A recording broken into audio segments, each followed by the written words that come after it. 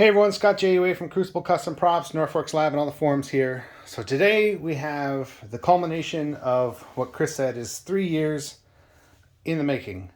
I know we talked about it a long time ago, and I think he's pretty correct on how long it's been in the works as far as planning and scanning and machining and stuff. So today we have the Princess Leia / Luke Skywalker A New Hope blaster replica. All metal, except for the parts that should be plastic, of course. Um, and it's here it is. It's finally here. You can get one right now at blasterfactory.com. No affiliation other than he's a friend, and buy his stuff and get commissions of his stuff because it's great. But anyway, so here it is. This is it. This is a 1-to-1 Margolin, a Vostok Margolin replica, along with the greeblies and the barrel extension, etc. So Chris scanned a live fire one that I built for somebody else. It was sold to him, and I built the live fire, the first one, and then made a barrel extension, of course, on my Margolin. And so this one has been to the range many times, and there's actually a video on my channel of it firing and everything like that. And so I've done a number of these live fires over time, but this one got sold to Chris. He picked up another Margolin as well and laser scanned everything to make the replica. Now this is really, it's really quite a masterpiece in hobby making. The Mauser was the pinnacle for me for quite a long time. It's still quite amazing that the Mauser 1-to-1 replica is as awesome as it is. This one is just another level of complexity compared to that. Everything is just very difficult. I mean, most people don't really appreciate what goes into making these things. There's so much. This thing is very complex. Let's start with the grips. So the grips on the real one and the replica are super ergonomic in your hand. These are injection molded plastic. But to make the mold, an artisan had to create this mold by hand in metal. So carve everything, taking into account the shrink that happens of the material when it's not heated anymore. All that kind of stuff. And it's just incredible work right there to get the grips accurate. Holding it up to the real one, the difference in material is Bakelite versus plastic, but look at the details here. They are, if I can get it to focus, they're pretty much the same. Pretty cool.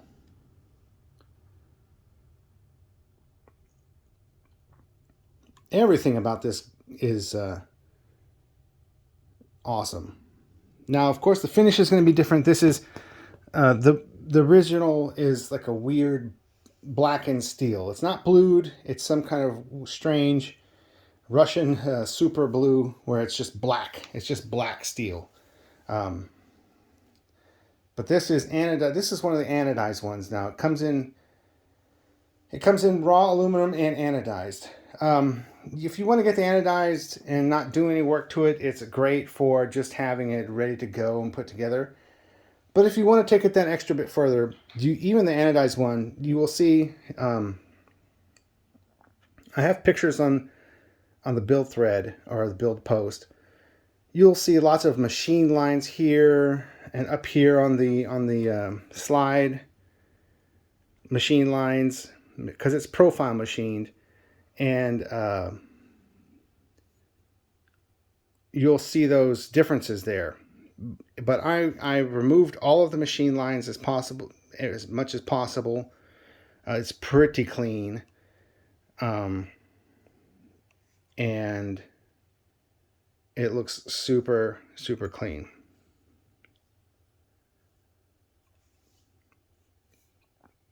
Even has the Made in the USSR, which the original prop does have Made in the USSR. Some Margolins have Made in Russia, some have Made in USSR. So minus some of the small details like proof marks and things, serial numbers and stuff like that, everything is here. The Russian windage knob, markings are here, made in USSR is here. Even the knurling on this part is identical to the real one. The knurling on the little thumb wheel up here, the little screw, all of this is this little screw. What's hard to believe is that even these screws here, these are not off-the-shelf parts. They were custom made to have accurate screws. Chris made accurate screws, identical to the originals. In fact, they could probably be used on the originals if need be. But here, take a look at the screw here. And then take a look at the real screw. The profile, everything is the same. So you don't have the proof marks, the serial number, things like that. And all these were hand finished, so they're very rounded off and sanded strange here and there. It's quite a bit different. In fact, each Margolin was a little bit different from the other because they were handmade, and there are variations here and there of them. But this one has full functionality. So you have a hammer that works. The trigger works. Whoops. You have a slide that works, just like the real one. Of course, there's nothing down there. It's just an empty magazine well. Your magazine catch works, and you have a faux magazine. So you have a little short mag, but it works exactly like the original. The spring is actually even the same. So you'll notice on mine, this, you can kind of see the spring down there, same spot and everything. Let's see if I can get this on focus. You notice on mine, I have a red Bakelite, a little button to hold in the mag plate. Well, some of them had that red and some of them had black ones. And so this one just has a black one, which is fine. And you'll notice even the little foot for the mag release has the knurl. Now, like I said, every one of the original Margolins is a bit different. So his was based on the one that he scanned. And no two Margolins have magazines that fit a different gun. So every Margolin has magazines that are fit for that gun in particular. They're numbered, they're serial numbered, and they're a super tight fit. See, there's the serial number right there. But the real ones are very tight fit. I haven't had, out of the ones that I've had in my hands, no magazine from one would fit in the other. So it's kind of interesting how they were handmade. But yeah, so this is the fully functional. Everything's the same. Even the way the sear and the trigger arm work and everything like that is pretty much the same.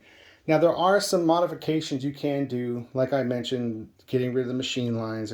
I've oiled and greased this, getting rid of the machine lines and stuff like that. The compensator leaves some room for. There's a little bit of dust in there. But there's some room for modification to make it a little bit more accurate. So when it comes, the cut here has a rounded bottom. So what you'll want to do is get a file, a jeweler's file, and make that square like the originals are. See, the originals are like that too. And add the hole. Now this hole wasn't, this little hole, pinhole wasn't there from the factory. That's something else you can add. Not very hard to do. But the main thing is, I wanted to get the front bevel. Let me see, get these correct here. More correct. So the one that Chris has on his blaster has a little bit shallower of a bevel up front. And by that I mean this part right here. It should be a little bit farther back and more rounded and deep like this. And you can see that on the reference photos as well. So I wanted to replicate that as well. That little fuzz in there is bugging me. Let me see if I can get that out real quick.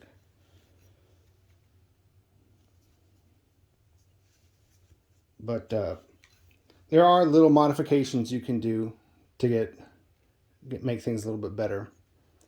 But otherwise, it is super accurate as it comes.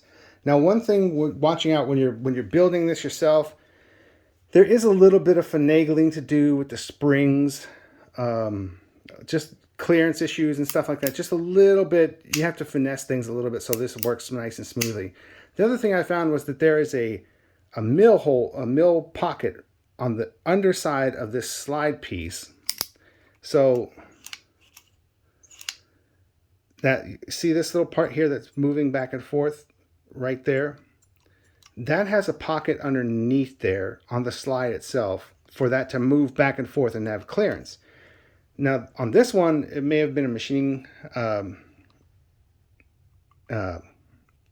tolerance issue.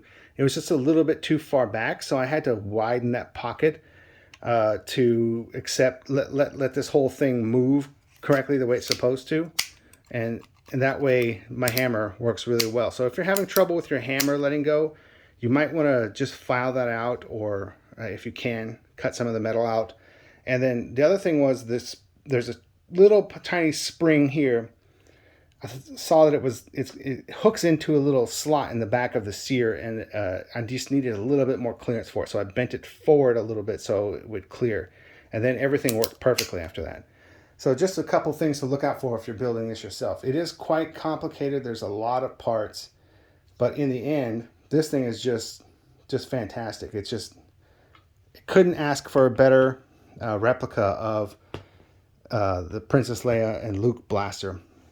Why do I say Luke? Because Luke has it in the medal ceremony. It's in his belt. And you see it in promo pictures of him in that costume with this blaster. So the other thing I want to talk about is the Tomtit cylinder, the cord. We found some nice cord, and the switch greebly. So this has been discovered. Back when I did mine, it wasn't discovered. I just thought it might have been a magnet, but it is one of these switches. And this is a 3D printed one. So that's what's up there. You get your Tomtit cylinder. This is a real Reed Tomtit cylinder. So this is about as good as it's going to get. It's way more accurate than the master replicas, and pretty much the only one you're going to find other than that that's metal. But this one you can play with, and it's lightweight because it's all aluminum. So yeah, I can't praise this enough. This is a very cool, and you can play with the finishes. I chose to paint this over the anodized. Now the anodized makes a great base for wear. So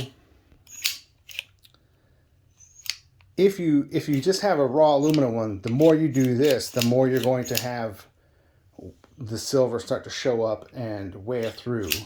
Whereas on screen and in reality, these things are just black.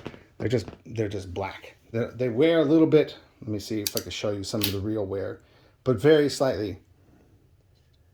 That whatever coating that is very hard, and mine has been shot a lot, and it's 60, 70 years old, so it's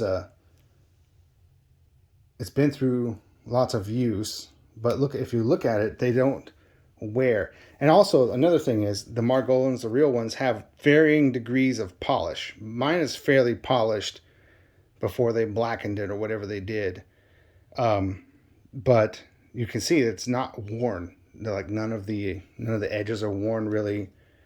Even the high wear spots, nothing's really worn. And they're just all of them that I've seen have been like this. It's not just mine. They've just all been like this. I guess it's just a really hardy coating. So you can get the anodizing is a little bit duller. This is anodized, painted over anodizing, but pretty much. If you look there, you can see the original anodized finish. It's almost identical to the paint, so you're not changing much by doing that. But anyway, yeah, this kit is great. I can't say enough good things about it. It's very, very cool. Finally cool to have an all metal Leia blaster, and it's very light. So you folks who want to troop with it, the Leia cosplayers or Luke's ceremony outfits. Yeah, you can totally put this in a belt and it won't bother you. It's super lightweight. No, it's about as lightweight as one of the Ruby's plastics ones with some resin inside to make it a little bit more weighty. This is pretty lightweight. It's very cool. So there it is. Oh, one more thing I want to talk about. The threads on the barrel extension, the main barrel barrel extension and the compensator are correct left-hand threads. So if you had a real Margolin or you found a real compensator, you could put it on there. It would thread. It would thread on no problem. And it would be very front heavy, but you could put it on there if you wanted to. Heck, if you could even find a real Margolin barrel, it might fit as well. I don't know if that's worthwhile, but just saying you can do it because the threads are correct. So, yeah, guys, there it is. Princess Leia blaster. Thanks for watching.